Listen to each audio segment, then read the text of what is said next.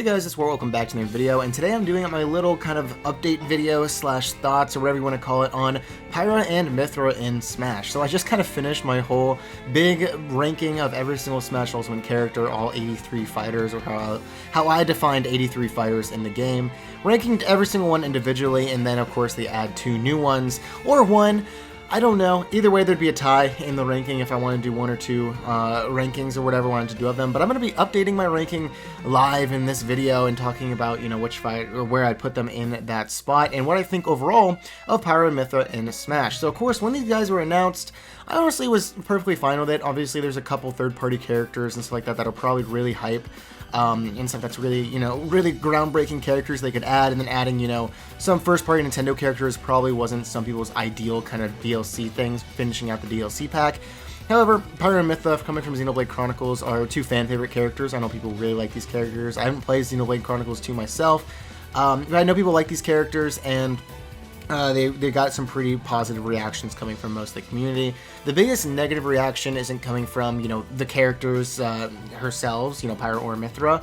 It more so has to do with, the fact that we have another sword fighter in Smash, and I honestly kind of see that complaint. I know there is a complaint a lot about Fire Emblem characters, and Fire Emblem has too many representatives in the game, and I definitely kind of agree with that as well, but the sword fighter thing is kind of a more newer topic that I think people are kind of itching on. Maybe not newer, but maybe more prevalent now, especially with these 2 additions that are very much so very fast and fluid and fun characters, but they also at the same time are sword characters, and they very much so revolve around using a sword in their moveset. So I have a lot of friends that are not big fans of sword fighters or anything like that, and their reactions to this announcement were kind of disappointing. They wanted something more unique of a fighter.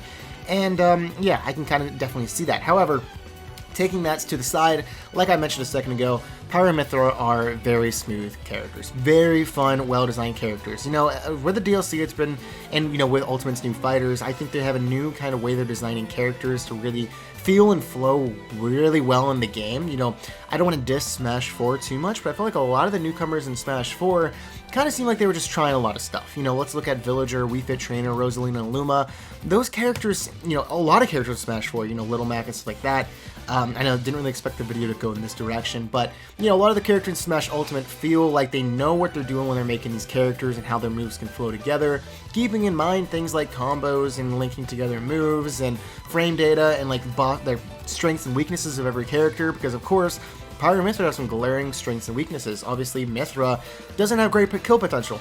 Pyra obviously has great kill potential, except the fact that she is not nearly as fast as Mythra. And Mythra is stinking fast. The first time I picked up this character, I watched the Sakurai Presents thing. I don't usually watch those, but I watched it for this character. And he said, Mythra's a very fast character compared to Pyra. I said, okay, bet. Then I played her for the first time, and I said, she's a really fast character. Mythra feels so stinking smooth and fluid in this game. Someone that loves playing fast characters like Sheik and Fox, she feels great. She feels really, really smooth and fun to play. She's not as insanely fast as something like Hero with Accelerate or whatever, but still, Mythra feels great. Pyra doesn't feel as smooth, obviously, because she's a little bit slower than Mythra, but Pyra still feels very fun to play, and I think you can get around playing this game as solo Pyra or solo Mythra. However, I doubt anyone will really do that in the grand scheme of things. To rack up damage quicker, you're obviously going to play Mythra, and to finish off the opponent, you're obviously going to play Pyra. But, however, I think the characters overall work really well, and like I was saying in my original kind of ranking of every single Smash Ultimate character, I am glad that we're getting more and more Xenoblade Chronicles stuff in Smash Bros. So I'm definitely excited to have these characters in the game. So where am I going to put them on the ranking overall? Adding them onto the entire other ranking of all 83 fighters, of course now being 85. Would I count them as a separate, or I haven't thought about this. I guess that I do kind of see them as separate characters, but at the same time they are very much so interlinked. So yeah, I'll put them at a tie at 11 and 10, basically making the top 10, of course kicking Wolf out to number 12, and also, keeping the top, core 9, Incineroar's 1 spot higher than King K. Rool, because I do think those fighters are very unique and very interesting. I do like my top 10 overall, but I will be, confident enough to kick Wolf out of the top 10, because of the fact, he is a returning character, nothing too crazy about his moveset, but I do think he's still a very fun character. But yeah, like the same thing I was just saying, Pyra and Mythra feel great. They feel really, really solid. Xenoblade coming in Smash is really cool as well. And, that kind of criticism of the sword fighter trope being overdone or whatever, just look at someone like Byleth. I ranked her where was it? I ranked her at number 15, 14, I believe, in the old ranking.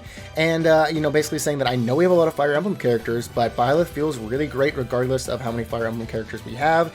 And the same thing for this. I know we have a ton of sword fighters, but put them as a separate kind of character to look at them individually, and these characters feel really smooth and cool. So that's definitely going to be, you know, where I rank them at number 10 or 11, or maybe just number 10 if I want to count them as one character, but I think I'm going to count them separately.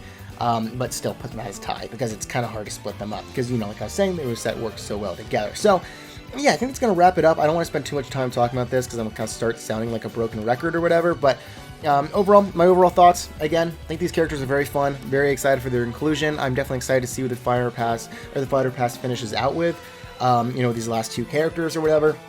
And I'm happy to have these characters in the game. I think they're going to be a lot of fun in the future of Smash. They're definitely going to be competitively viable, so I think they're going to be top tier best characters ever. I don't think so, but I do think they probably will be at least top 10, top 5 maybe. They're going to be really good, and I don't really hate them for that. They think they play pretty fun. So, yeah, I think that's going to wrap it up for this video. Thank you guys so much for watching. If you've not seen my entirety ranking, to see my number 1 pick, my last pick in all of the rankings or whatever, you know, weird clickbait, exciting ad thing, go check out the ranking of all the other fighters, all 5 parts of that. I had a lot of fun making those videos, so make sure to check them out. Thank you guys so much for watching, and I'll see you next time, and bye-bye.